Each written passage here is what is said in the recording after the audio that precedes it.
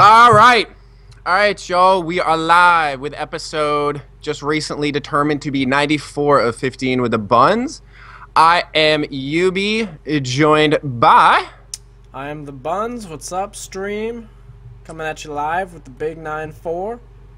And I know we missed last week. That's my fault. I had some scheduling issues, but we are back. We're going to be talking Twink Cup. But before we get to that, you know we got to do some shout-outs. So, Buns, what you got?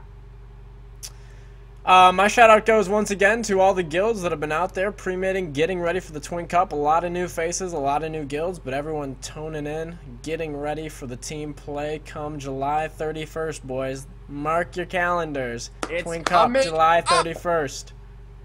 The hype Not is on real. a Tuesday, though. It's Friday. Yeah. So. All right, for my shout-outs, I want to give it to Sketchbag, who, for those of you who have not read it yet, did a great little Meet the Twink spotlight with HB himself. So if you haven't done so yet, head over to Twink Info. The thread is titled Meet the Twinks HB, and it can be found in the 10 to 19 section. Yeah, Sketchbag did an awesome job with that, honestly. He really, he approached me a few days ago. I think it was Thursday or Friday, and he just cranked out a bunch of questions. We did it in a super efficient time. Really was a lot of fun, honestly. It gave me some time to kind of reflect. And I thought Sketchbag did a really good job at mixing in the questions, because I'm not a 100% serious person, if anyone. No, and I liked how he threw in some silly ones, too, which I thought was funny, just to give more of an insight to your character and the man behind the buns. The man behind the hog. Ding. Man, so what do you think? You want to get into what we have to talk about? Twink Cup, 19 bracket, things of that nature? Yeah, so where do we want to start here? I guess we're going to start with the activity going on. So recently, guys, as of the last few weeks, we're starting to get really geared up here for the Twink Cup. Summer's coming up. Everyone's getting happy to hop on their WoW tunes, get out of school. And the 19 bracket has been absolutely booming with activity. Right now on weekends and even weekdays. On weekends, you'll see the pops go from anywhere from 12 p.m. Eastern to 5 in the morning. 3 pops at peak time. When's the last time, just your best guess, that 19s have seen this level of activity? I would say Wrath. I don't know. Wrath, maybe? God damn. And you know what I was actually talking to someone the other day? I was arguing that it wasn't really an argument. We were just having a discussion about it. A little heated debate. No, it wasn't even heated. We were just having a discussion about it. I was saying, you know what? I think that the amount of pre-mades that have been happening in this past month, how many there have been, how many different guilds, etc., has been, more than any, time period ever in World of Warcraft. Yeah, because even, what was that, last year... You had, I guess we dubbed it, the summer of the 19s, and you had that several-month period where it just seemed like the P-mades, they were popping. And it seemed like there were a couple going every week. I'll tell you what, the difference between that and right now is right now, there's way more activity, but shout out to summer of the 19s. Those were high-quality pre-mades. Really high-quality pre-mades. So is the quality less now? Is it more people trying to get a feel for their squads and setups for Twink Cup, or just new people coming in and such? I would say as of right now, we got a lot of new faces and not a lot of new guilds coming up.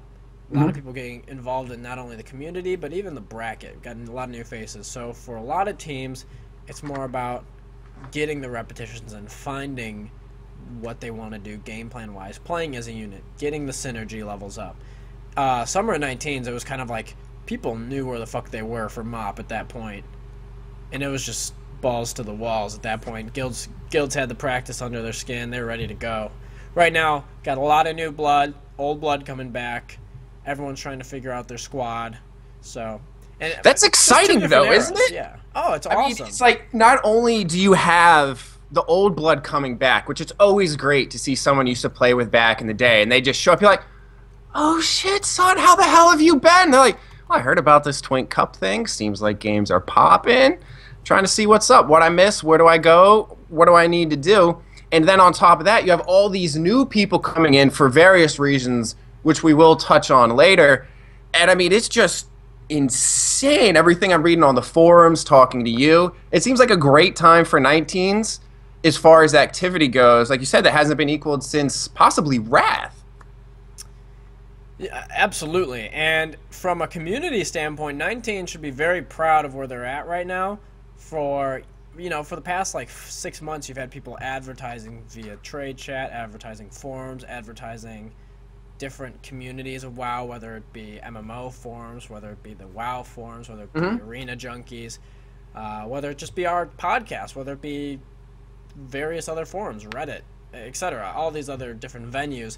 People have been going out of their way to get the word out there, and it's finally paying off because we've seen not only the attention of the community of World of Warcraft getting involved, but it's also hit people that are huge, big-time streamers. And now you're seeing, we expected the RBG team to come, but there's a lot more than that coming down for the Twink Cup. So who, and by the RBG team, who is that? Just for people that may be new listeners or aren't familiar with last year's Twink Cup, who are some of the people on that team so they know who that is? The RBG team was, I think Yowza got people from Endgame involved to come down and play.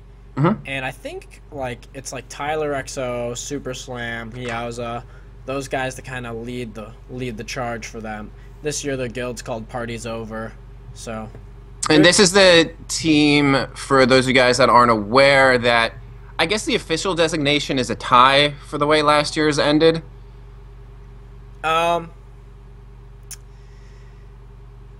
Not really. They split the money. I don't know. What do you want to... So I guess that's a tie. I don't know. Yeah. But they were one of the top... They were tied for, let's say, first place. And then who are the new streamers coming in that have that end game cred and have a wide, say, viewer base that are bringing in a lot of their, people that watch them stream to participate in 19s and potentially in the Cup itself?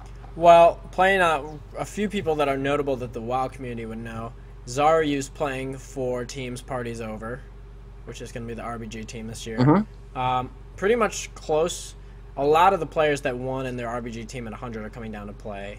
Another team that's being made right now is Soda Poppin's making a team, which is one of the biggest WoW streamer. He got dropped. Minnow linked it on the TI forums, and in a Joe Rogan podcast, he got dropped. He did one with a dude that plays, I think, Counter-Strike. I haven't listened to it yet, so forgive me if I'm getting it wrong. But yeah, just to give you an idea of the reach that he has, he's being dropped on the JRE. It's so he's coming down. A lot of people are following him down. He's making a separate team as well too, with Sea-Doo. Who else? Sea-Doo, Hodded, Venruki.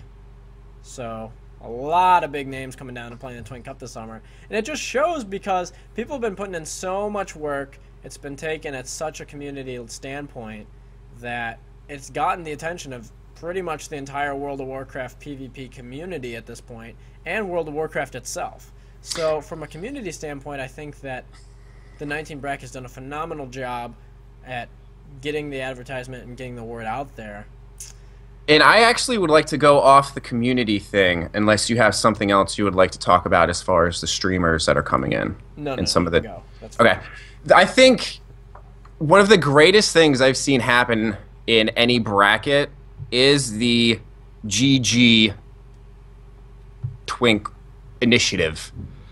Where... Punk is awesome, man. He's just such a good guy. It's unbelievable just going through and seeing it. And for those of you guys that don't know, well, Buns, I'll let you explain what the actual initiative is. Sure. So, with a lot of the hype going on with with the Twink Cup, there's been a lot of players that have been joining the bracket, trying to get their feet wet, but really don't know what's going on, really come in on undergeared tunes. Oh, geez, I said GG Twink. I meant GG19. I'm sorry. Oh, you're fine. The project's called GG19. Pretty much.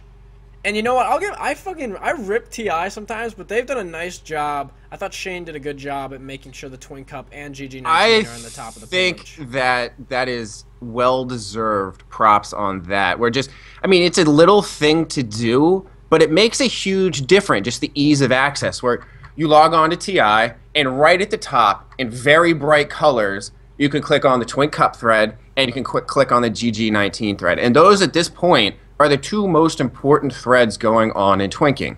Absolutely. So it behooves the community and the site itself to make them as accessible as possible, and it really could not be any more accessible unless somehow the landing page was changed to split screen of those two threads. Right.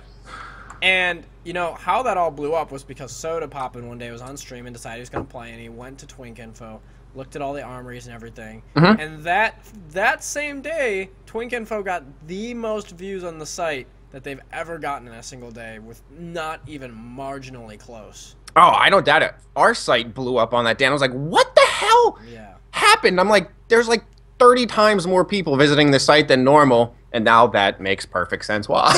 And so, you know, he a smart move. I mean, he puts the two big threads for why people are there now on the front of the page, on like colored, easy to see.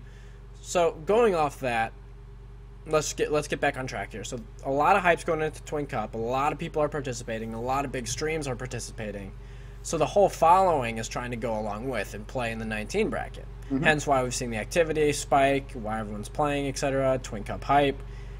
So to go with that, Conk set up a basically he set up a fund to gear people that are joining the bracket, or people that need money or help to gear their tune. It's called GG19. And he got a lot of people on board from the community to help him out, get this thing orchestrated, and there was quite a handful of really big donators that made it possible, donating a lot of money to make sure that there was enough golden resources for tunes to be geared. So GG19 works like this. You go on twinkinfo.com, you go on the forum, and there's a thread for it called GG19. Basically, all the thread really asks of the person is to fill out an application, and if you fill out an application, answer all the questions with reasonable answers, and you know, like you make yourself look like put in at least a modicum of effort. You're not, if you go in there and you're just like, why should we fund you? And you're like, because I'm me. You're not going to get funded. Right. But anyone who takes the application seriously, like pretty much everyone's getting funded at this point. So they fund everyone. They get you a best-in-slot tune on Bleeding Hollow, which is the hub for 19s, Horde or Alliance, so both factions available. And then they send you off on your way. It's really a clean process, and Conk has done an unbelievable job at getting the whole community behind it, getting leaders on board, making sure the ship sails. And the shit goes out on the proper ship. He's done a great job, and it's great for the bracket, because one of the big issues with 19s was that people were joining and had no idea how to gear, etc. So you're sitting there with a 1.5k health hunter on your team, and you're like, well, I don't know where to start with you. He basically has now made the starting point for if you want to join the bracket. And it's not only the problem of, you know, hey, I have, you know, a lot of people have money on WoW. I don't think it costs that much to gear a 19. It costs about 5 to 8k. The problem is that this program helps eliminate is you have people that are really well respected in the bracket, well organized. We have a set up foundation. You join the guild, you're going to be set with the best in slot gear, the best in slot enchants. You're going to have people available to you to ask questions to about the bracket, and then you're off on your way. Well, and you know, one of the things I think is great, well, actually two of the things, but the first is which we've done multiple podcasts on, you know, finding the right people to talk to about things, and how it can be very difficult to take that first step to approach someone and be like, hey, I see you're playing the class I'm playing. Would you mind giving me some pointers? Why did you choose, say, this piece of gear or this enchant?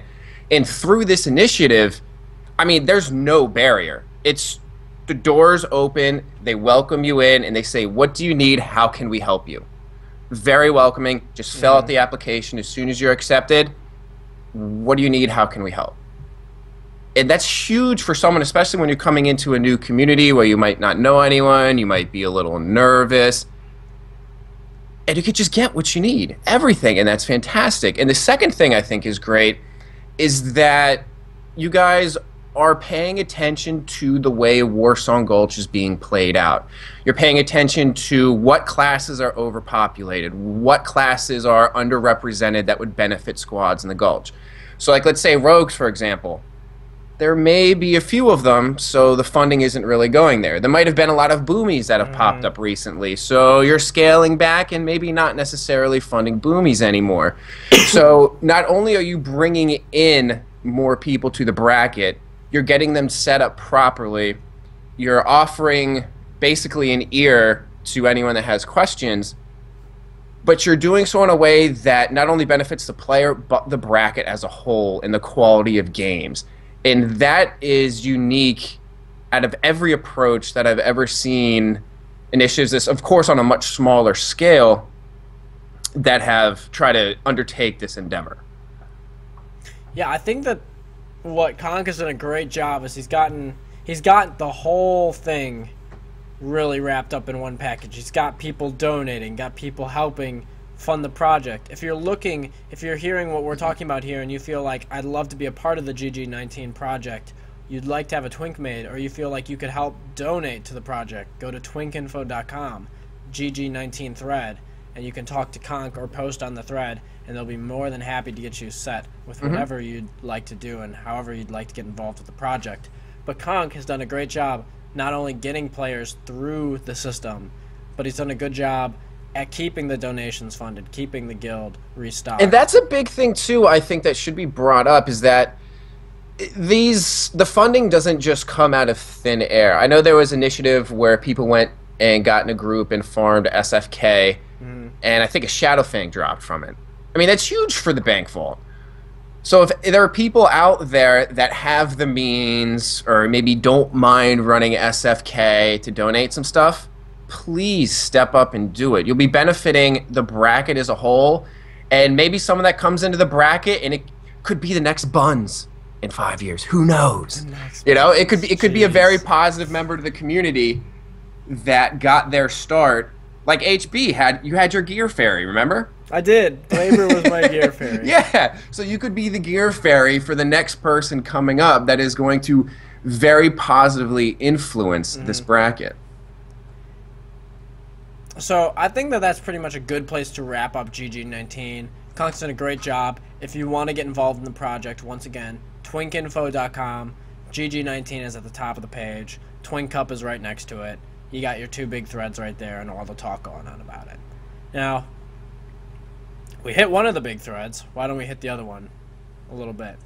So the other big thread is obviously the Twink Cup itself and what's going on with the entire process. So we talked about it from what our expectations were for the Cup a few weeks ago.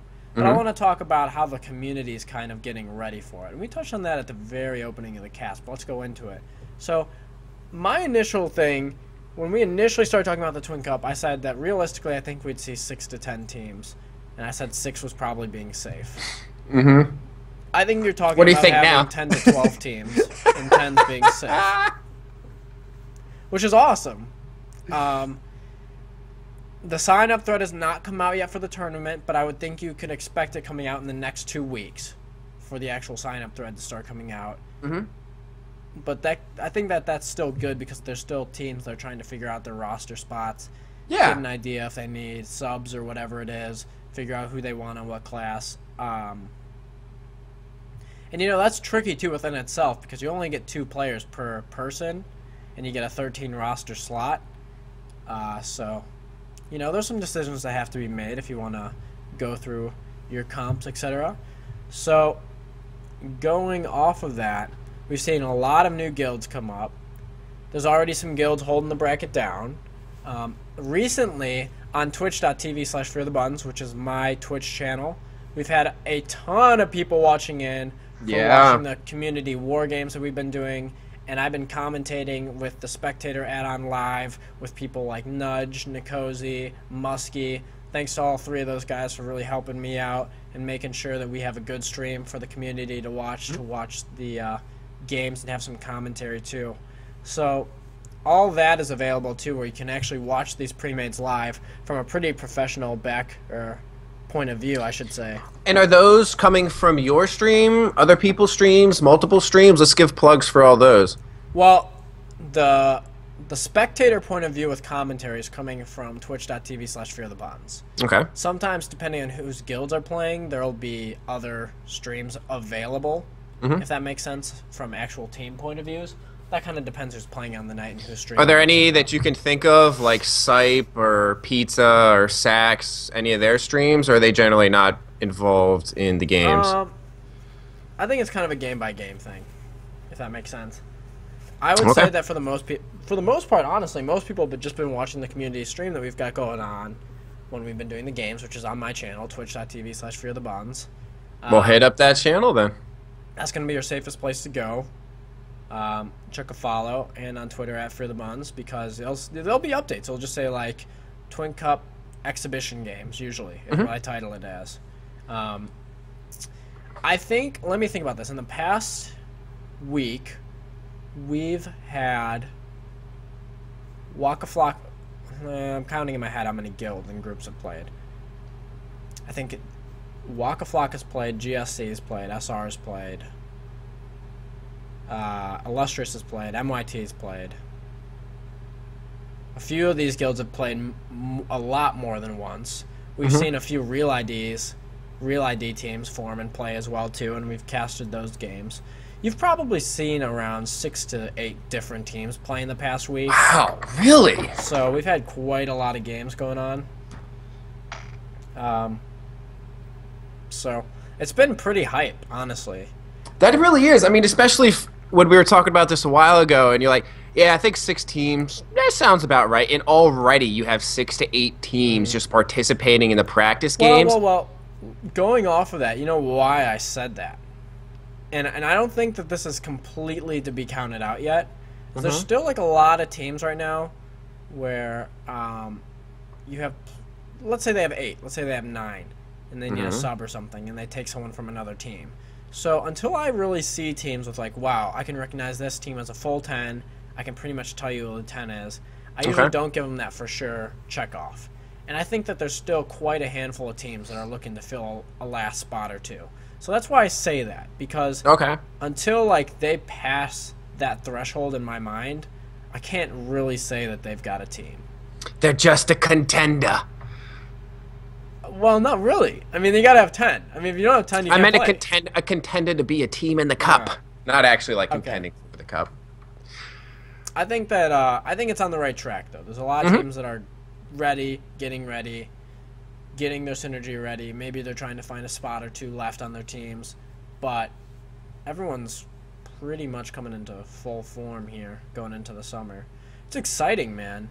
It really is. I mean, just trying to think back about like how crazy it was that Murm got this organized last year, pulled it off. Of course, there were hiccups, but what the hell do you expect? It was the first year. It didn't end the way anyone wanted, but you know what? Sometimes things happen, and I'm very confident that last year was, say, a learning experience and at the same time a great experience. And now this year, I mean, just everything we've been talking about, the hype. You have a bunch of people coming in, just new to the bracket, bringing in so many other people.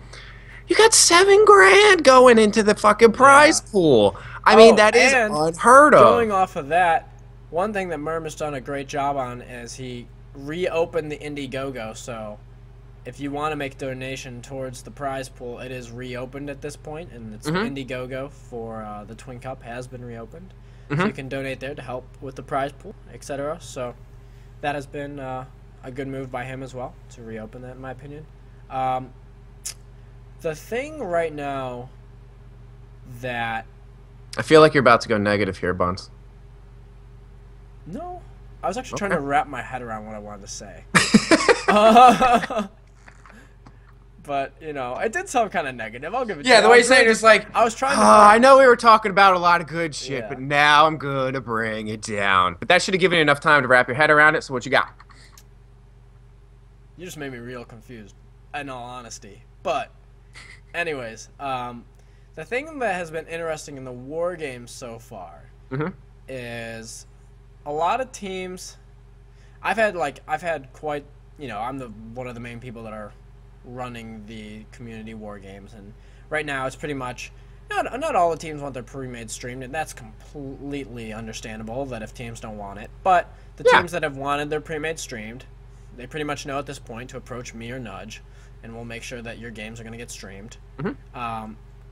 So we've seen a lot of different teams, a lot of different team comps, and recently, one of the biggest things that we've seen is the last DPS slot that teams are using. Okay. So we've kind of got some different styles going on here. To me, there's 7 classes that you have to have that you pretty much are a must. Resto Druid, you have to have a Resto Druid. You have to have a Rogue. You have to have a Disc Priest. You have to have a Shaman. You have to have a Warrior Arms. You have to have a BM Monk. And you have to have a Hunter. Okay, so Shammy's the only one where you didn't list a spec. Is that because... Resto Shaman, sorry. Okay. I meant to say that. Okay. And then your last 3 spots, throw in another healer. Little preference choice there. Some teams are running a Shaman. Some teams are running a Mistweaver. And then you have your last 2 DPS spots there. So, what did I say here? Rogue, the Rogue, Hunter, BM, Arms, I said were a must. Mm-hmm. So then you're sitting there. Most teams are picking a Boomkin. Oh, Boomkin's a must. So there's really 8. You have to have a Boomkin too. So you have a DPS spot that's up for grabs, and you have a healer spot that's up for grabs. Some teams are running double Shaman. Some teams are running Mistweaver Shaman. In the last DPS spot in mid, some teams you see run a second Hunter. Some teams you see run a Mage. Some teams you see run a Destro Warlock. So there's been quite a variety so far in the games that we've seen as what teams are picking as their last spot. And sometimes teams don't have the exact and necessary comp that they really want. And we've even some of the games, teams didn't have a Hunter, and they ended up using like Warlock and Mage, and it's actually worked out pretty interesting as the games have gone on. From like a CC standpoint, or can they actually provide a little bit of that burst damage from a distance? It's not as much the CC, it's the burst damage right there that's really honing in on how it's having an impact. So give me 1 second. Gross! Okay. But going off of that, you have these different flavors coming in, little different strategies from each team depending on how they build their comp. So, teams that are running a Destro Warlock are trying to just pump people in midfield, try to keep their Destro up so they can land in Chaos Bolts, land in Destro, or in Conflagrates, land in a lot of the burst damage that they have to offer.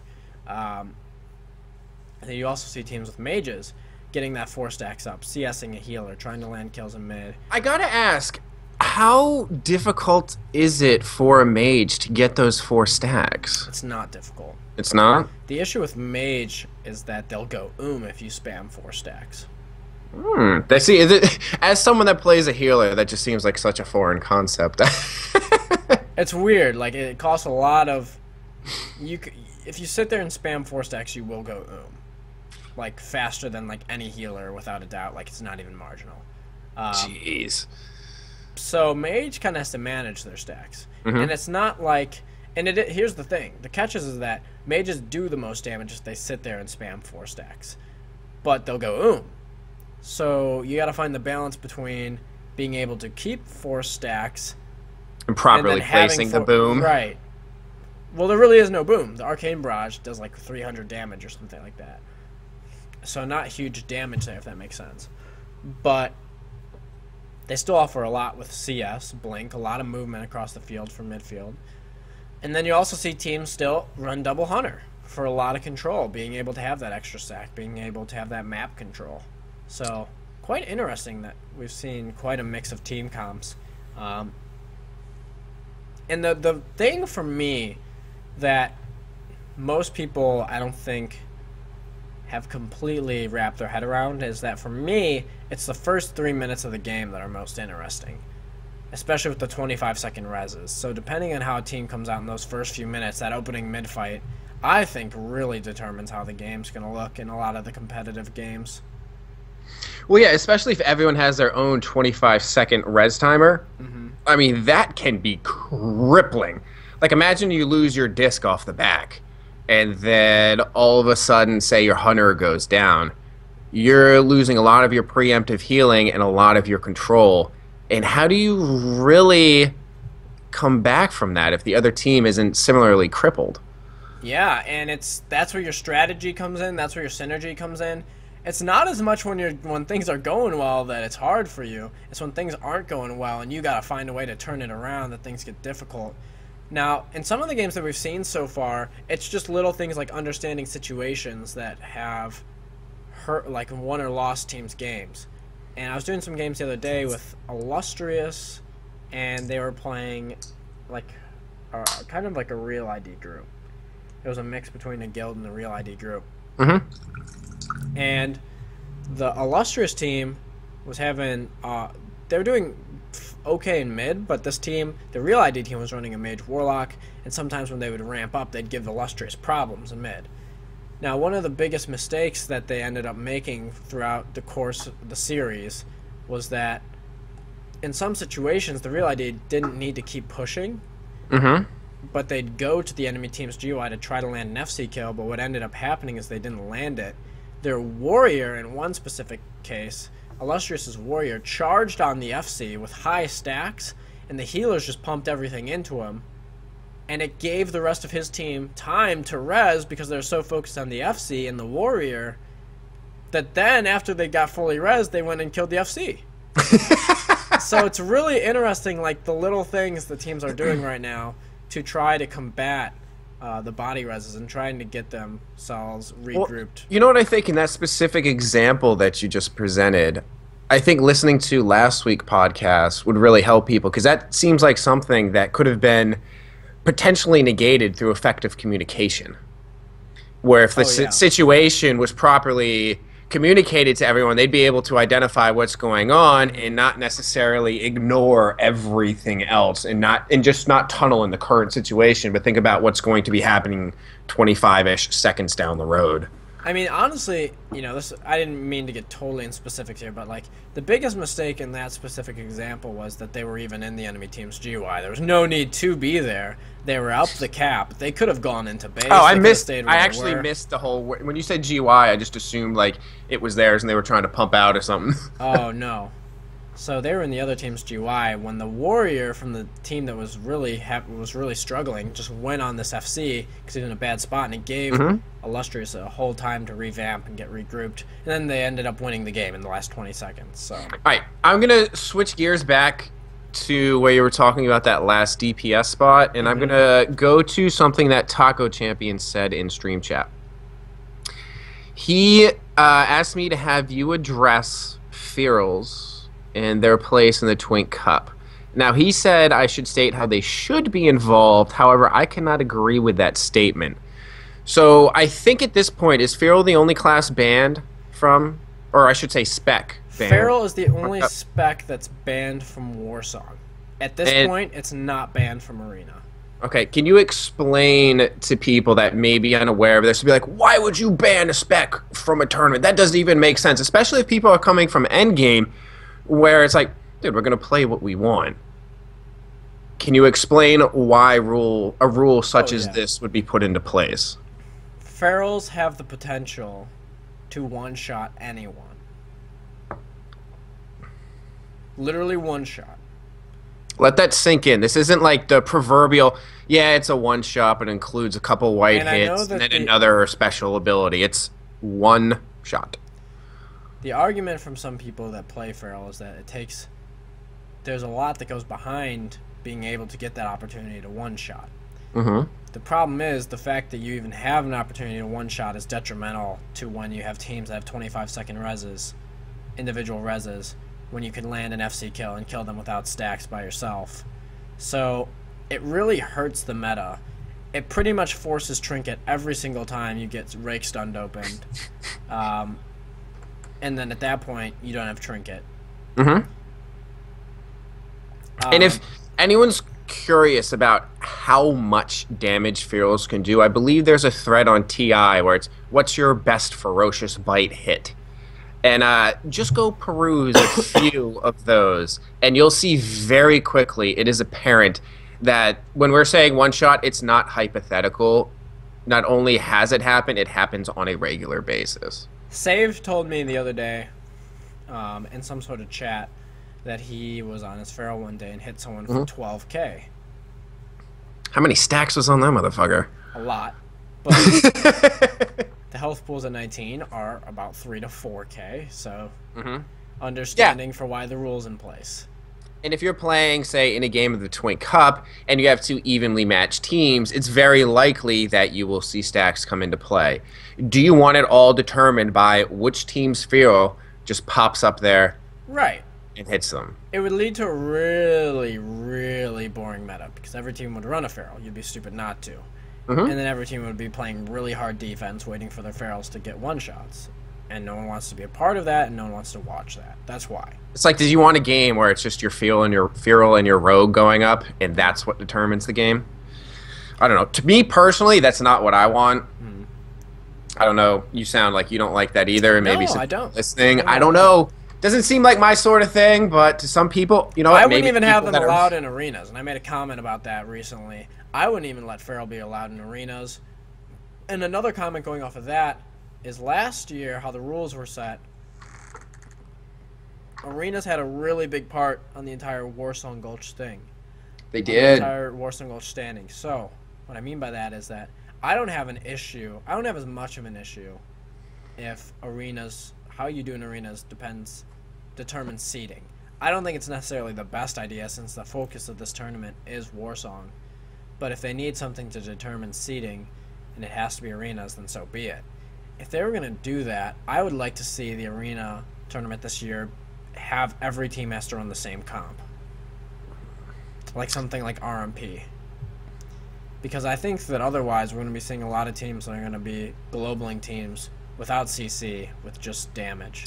Well, if that's the case, then wouldn't you just by default see a lot of the same teams anyway? Because people will recognize that this is the team that will do the most, globaling style damage. I think that what the point when I was trying to say that, I mean, at the end of the day, it's whatever. It'll be whatever the decision is.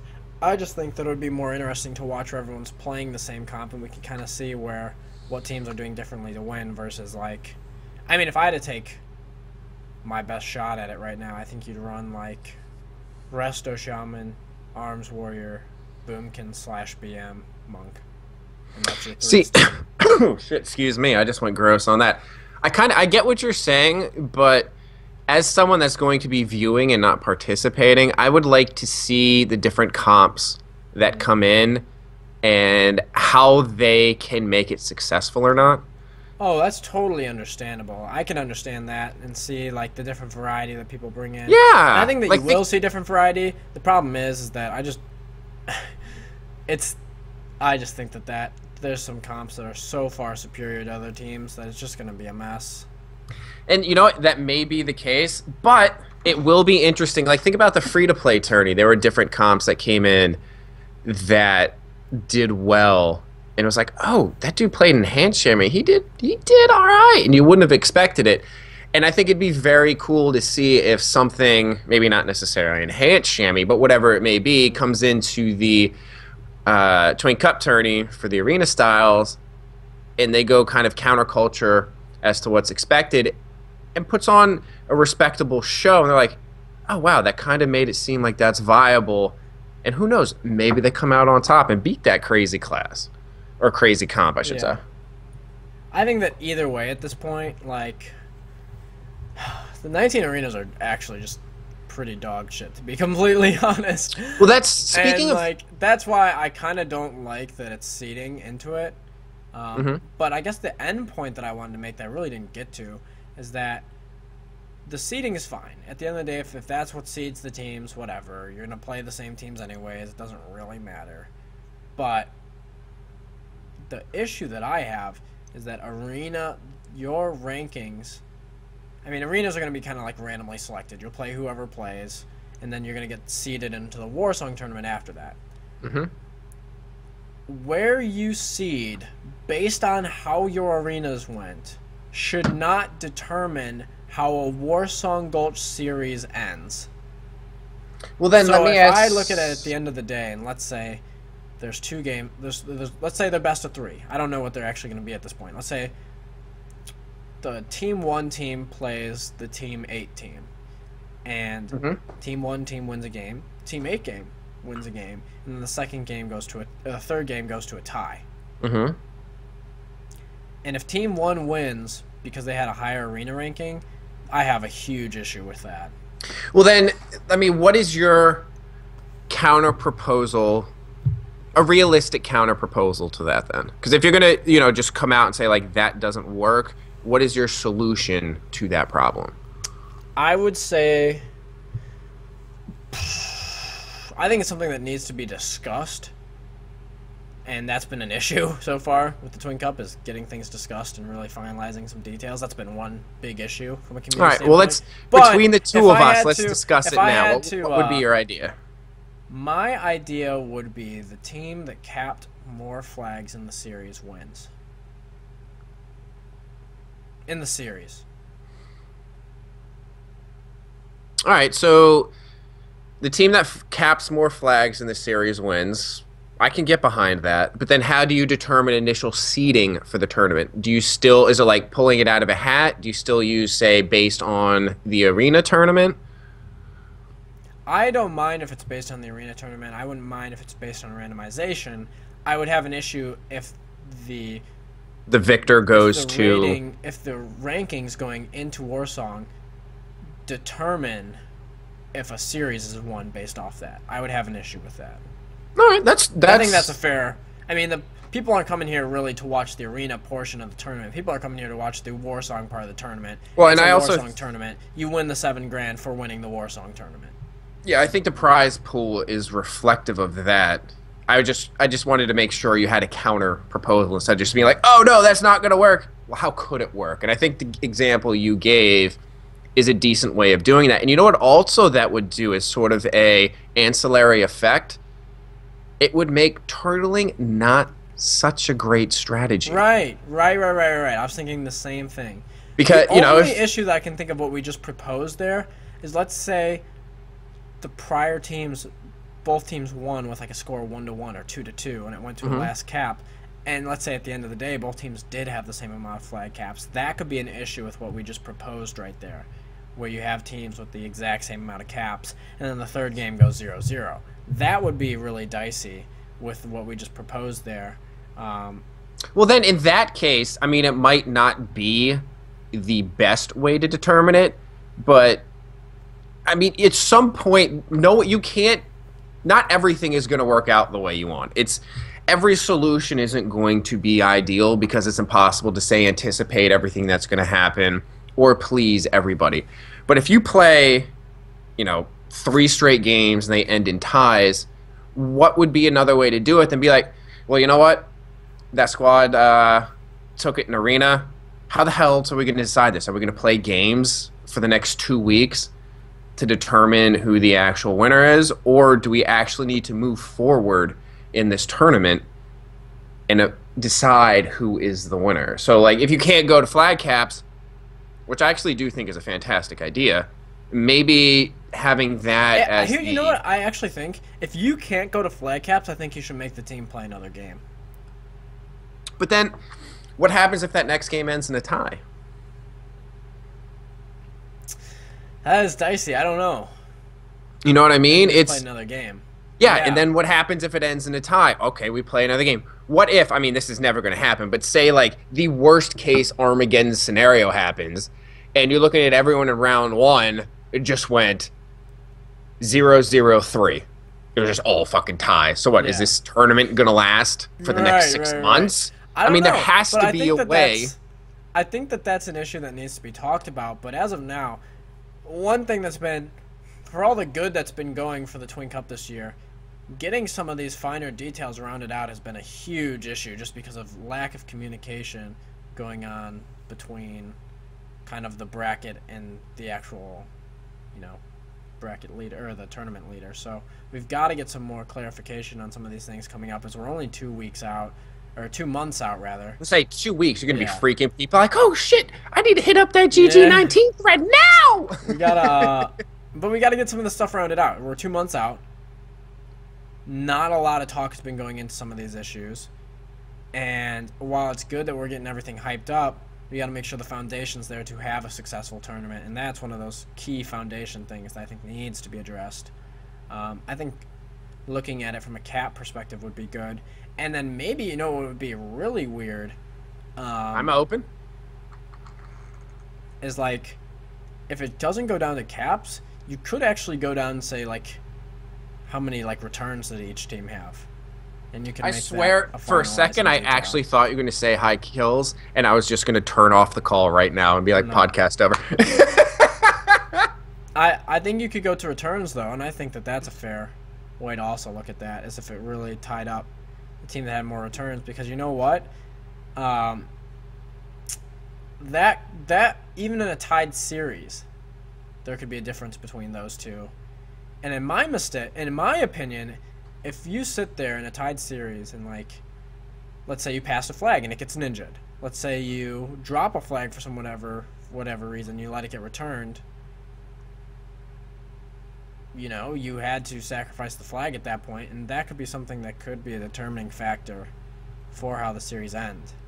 If it wasn't a if the same amount of flags were captured by each team in the series.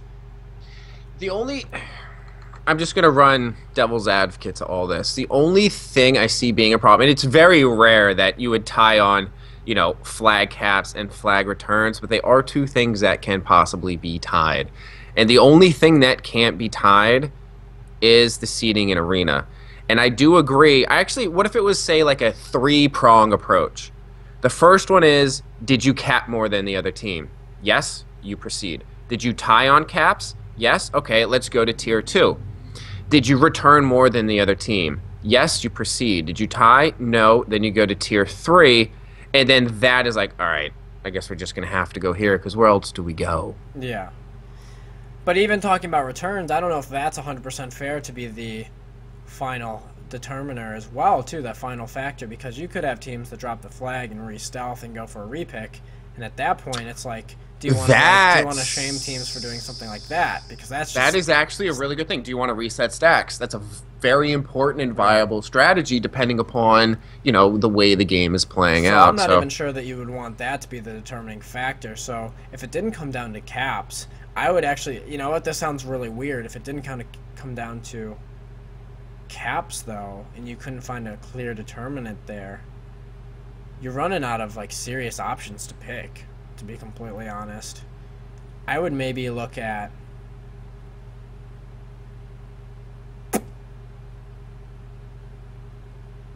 yes. I would look at maybe Team KBs. How did I know you were going to go there? I knew you were going to go there at some point. I don't know. I don't know what else you would look at it from a, because I don't know if that's even fair to do returns at that point. No, given that scenario, I don't think it works, because that is going to be one that presents itself at least one game. And you can't, I mean, that'd be, what, are you going to penalize someone for smart play? That doesn't really make much sense. The return, or the caps itself, I think is great. But like you said, perhaps discussion and dialogue needs to open up between yourself, Merm, Pizza, and other people that are at the forefront of the bracket to decide. And this is assuming, of course, that you guys will stray from the arena seating determines, you know, whomever wins. Right. I don't know. It's dicey. See, you know what, too? Here's one thing, too. I wouldn't have as much of an issue as if every team was forced to run the same comp in arena. I wouldn't have that much of an issue if arena's determined who won then. Because if everyone ran the exact same comp... But isn't it the team's choice what comp they run? Like, no team, at least that I can think of, is going to enter the tourney in a comp that they feel they don't have a chance in winning. Yeah. So if someone doesn't run, say, your RMP, they feel that they have a better chance of winning with, say, the Rogue, Sham, Boomkin. So if they want their best chance of winning, I think logically you're going to see that squad coming out from every team for the arenas. Like, it will fix itself. Like, no one's going to run a squad that they think they're going to lose with. Yeah, but... See, that's not what I mean, though, UB. I'm saying that I would have an issue is if teams were not running the exact same comp at 19, where it is like really, I just think that it's threes are so right. mongoloid. I'm going to interrupt you for 1 second because I see Groshanks just threw something in the chat. And I'm pretty sure you're going to go poo-poo on this. But in lieu of playing like 100 straight Warsong Gulches, this might be an interesting idea. What if you did an AB? The chances of tying in an AB are so fucking minimal.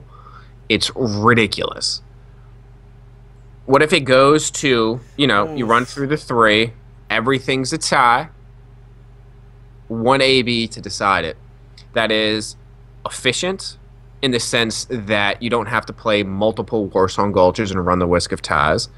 And it is also a determinant outside of Arena where you're playing with your team to determine whether or not you're better than the other. I'm against that. I knew I you don't would necessarily be. say I'm against that for the reason that those games would be dog shit. They would not reflect whatsoever on not only the bracket but the tournament itself. No one's played an AB in this bracket for 3 years. I think the last time AB popped was Kata. Oh, actually, Taco brought up a good point. My fault.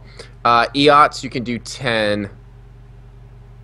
And I guess AB is going to require 15. I feel like I'm getting confused for a second, but we'll just go with that. I don't know. I wouldn't have either or. EOTS is worse. I think EOTS is worse. The fact that you have to sit there and have people sit there at level 19 and sit there, physically be there to cap the flag rather than clicking on the flag RBG style. That is just oh my god. Talk about a movement player fest. It is a you need to find a way within the Warsong restrictions to decide it. Well, you know what? Let's table this then, and perhaps over the next week or two, something will come up, and we'll figure something out. Hopefully, this at least prompts a dialogue, and it will promote an ability to find some sort of resolution. Maybe it stays the same. Maybe it changes, but at least this opens up a discourse for people to have. So, yeah, I don't know. We'll see. I think it's, it's something that needs to be talked about, though, at the very least. And it's not being talked about. There's a lot of things that are not being talked about yet. One thing that I am happy that has been talked about, and Merm, I felt, did a good job at responding relatively fast to, is allowing which jumps will be allowed in the Twink Cup. All right, this is something I wanted to talk about, but I wasn't sure if it would come up. Please elaborate. And this comes from, I think, a thread that Restopathic started on TI in regards to, I forget, some weird jump on the side log in, was it the Horde base, if I recall correctly? So what jumps are actually going to be allowed and which ones are frowned upon? Because this is big for people. Sounds like right now, top of tunnel jumps will be used, are viable, and fence jumps are viable. Everything outside of that is you cannot use. Wait, I'm sorry. Say that again? Top of tunnel jumps for both Horde and Alliance will be allowed, and fence jumps will be allowed. And that's all that's going to be allowed. So what are the reasons for the other jumps not being allowed? And if you could just for people, there's a lot of different jumps that are possible in Warsong Gulch. Just a quick breakdown on the ones that aren't allowed as well, so people aren't going into Warsong Gulch on a leveling tune and trying to practice these jumps in preparation for the Twink Cup and then being like, dude, what the hell are you doing? That is not allowed. You have jumps where you can get to that are just out of range of everyone. Literally, you have some jumps that are on the fence of the top of Warsong Gulch. You have some jumps where it puts you out of melee range and only casters or people can hit you. You also have jumps in midfield, even at this point, that put you on a stump that lets melee not get to you unless they also do the jump. So there's a lot of hindering jumps that you physically have to be able to execute to do, and I don't know where the line is to say jump or exploit. So that's a fine line. I think I would say most of these are jumps, but I have a question, Buns. Sure. By top of tunnel, do you mean the midsection of top of tunnel or like the top of tunnel, top of tunnel? You're talking about Alliance top of tunnel? Well, either one, where you have like that little roof. Both tunnels can be used with all the jumps accessible to the tunnel. Okay, but you can sort of go into that midsection, in between the roofs. Yeah. And you can line of sight. You're basically unable to be hit by melee unless they can do that jump. So what differentiates that between other accessible jumps where melee You can go up and can't around. get them? But don't you still kind of need to know how to get to that spot? No. I mean, you're literally both sides. You just literally run up, and you're able to, like... I don't even think for the Horde top tunnel you even have to jump, to be completely honest. You used to have to hit the tusk and then jump over. I don't know if you still do. Alliance, you can kind of just drop down. So, I think that as of right now, I agree with that. I think that fence and tunnel is about the extent it should go. All right. Well, then what else is next, Buns? I'm really happy Farrell's not allowed in Warsong, just to make Taco mad. Because I know he's sitting here. But it's just that I'll explain why Farrell would actually be really bad for the tournament. I think that's a good thing you do, because it seems like Groshanks and Taco feel it should be included. So, just have a very concise no Farrell. So, with 25-second reses, on individual reses, there's two things. One, Farrell is one of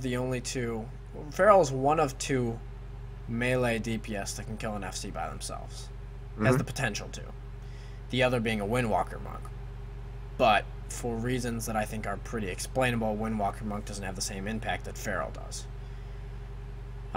Farrell can not only pretty much hold down a defense by itself, it can also go... The bigger thing, I think, in my opinion, is that Farrell can go into mid and open on any fucking target with your DPS and it will be a kill.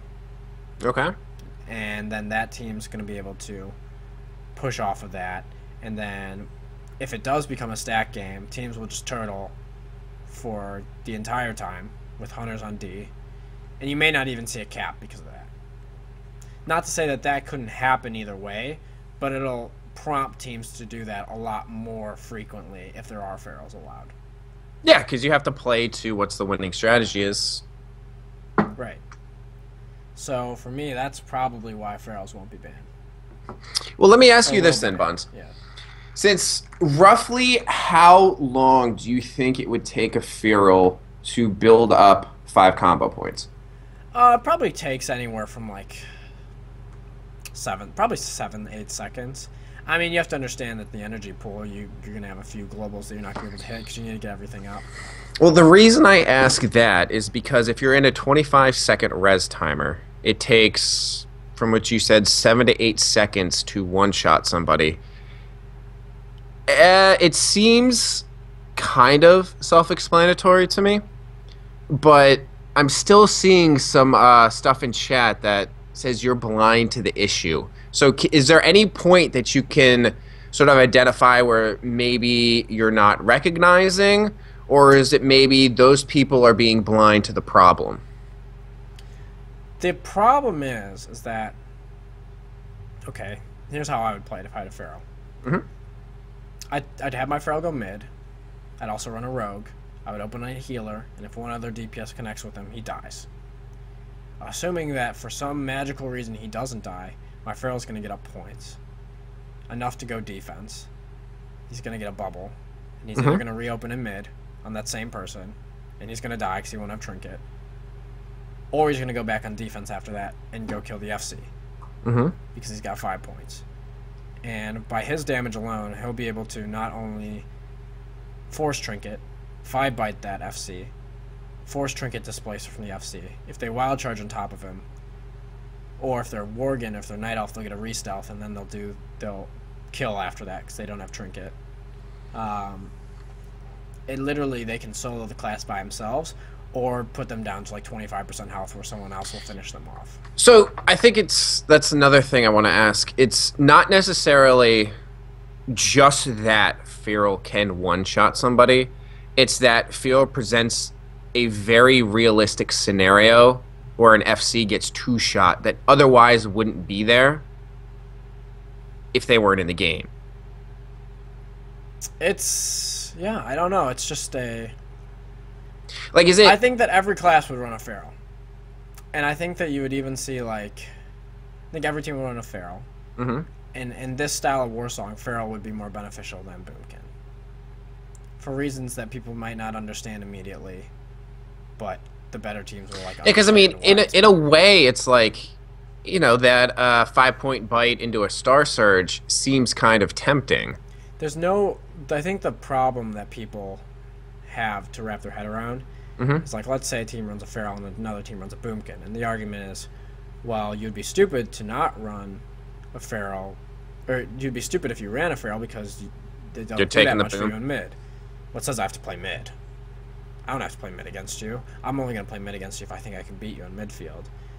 And then I force an issue where it comes into, we get RFC, get stacks, and Feral. But then... And then the team with the Feral has a much better chance to kill than the team with the Boomkin. But does taking that one player away from mid hurt your midfield game in a way that you can't recover from later on? I think that you could actually play mid with a Feral, to be completely honest. But I think that that's the argument people are trying to make, is that you would be stupid if you ran a Feral because you would lose mid presence. I guess is the argument. So I guess I just am countering it with, like, you don't have to play mid. And then, two, I think I could actually beat you midfield because our single target would be absolutely fucking absurd. So, I think that that's the issue that Feral brings up. It's just absurd. We'll leave it at that. I don't know what to say. Like, and to be completely honest, any spec druid cat form damage is absurd. Any spec. It's the fact that, like, I sit on my Resto Druid in, like, full Resto, like, healing gear, and I can bite people for crits for, like, 1.8, 1.9k, which is absurd already at that. That is legit. And then you add in, like, then you add in the Feral benefits for, like, Savage Roar, Tiger's Fury, etc., those things that are available. And if they get a proc, etc., of Landslide or whatever, it's just going to go through the roof. And that's where it's just, like... Yeah, like, can you make the argument that, like, yeah, you feel like it's difficult to get the build up, is it difficult to do so-and-so to give yourself the opportunities? It's the fact that you are literally on the class that has that opportunity.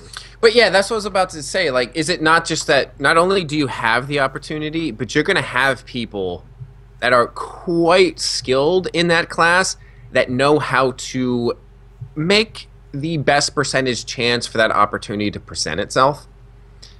And kind of change the way a game works and promote, say, sort of that turtle atmosphere. And it's like, what the fuck?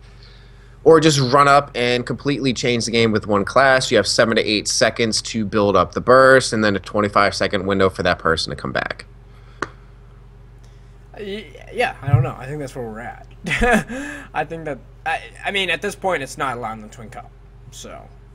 And I think we should just leave it right there. It's just not allowed. If you don't like it, we're sorry, but one of the great things about twinking is that we can put in rules to help balance things to make things better. Not everyone's going to agree with it, but not everyone has to. I don't have too much more to talk here. I think we hit all the bases that I really wanted to cover here. Activity, pre-mates, Twink Cup, GG19. Kind of went full circle here on what I There is one more thing, and I wanted to bring it up with arenas, and I forgot about it. But guess what? Groshanks brought it up. Warriors, and he didn't say necessarily for arena, but I did see a thread on TI, and I believe it was in regards to Warriors and Crusader procs and Rend. What are your thoughts? What are your thoughts on that? Because I don't want to make a mountain out of a molehill, but I do think it's an interesting thing to talk about, and especially since the Streamling brought it up, let's go with it. I think that I'm mixed on it. I'm in a mixed position. Okay. It's definitely overpowered once you start getting to 2 or 3 satyrs. It's Yep. really strong.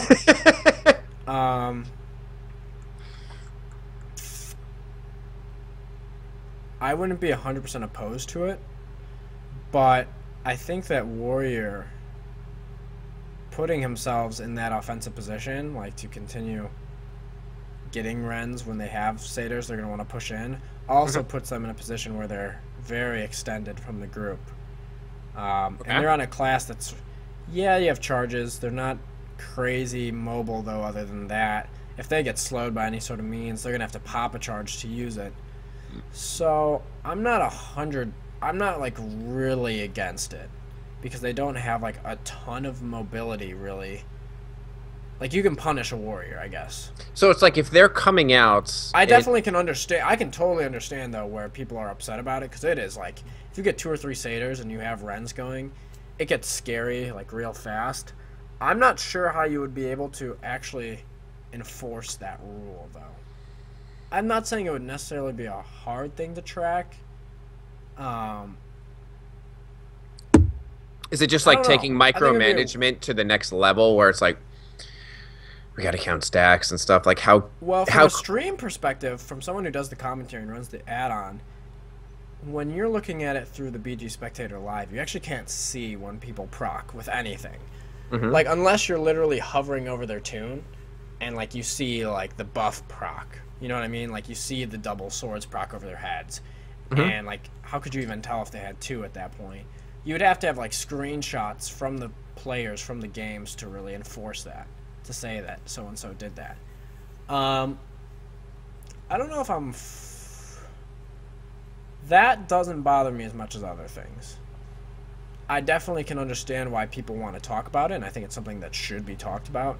To me, personally, I think that it's manageable, but I can understand where people are coming from. So I think it's something that can be talked about. All right, well, that was the last thing I had on my list. It sounds like you've run through your list. You think it's time to put a bow on this bitch?